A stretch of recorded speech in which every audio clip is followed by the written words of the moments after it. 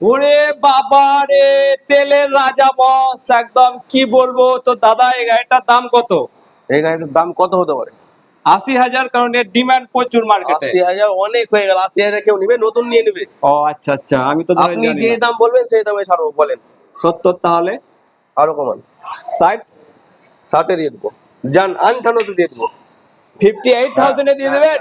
তো ফ্রেন্ডস, আমাদের ভিডিও দেখে এলে 58,000 টাকায় পেয়ে যাবেন তেলের রাজা এইচএফ ডিলাক্স। কোথায়? সিএস বাইক জোনে।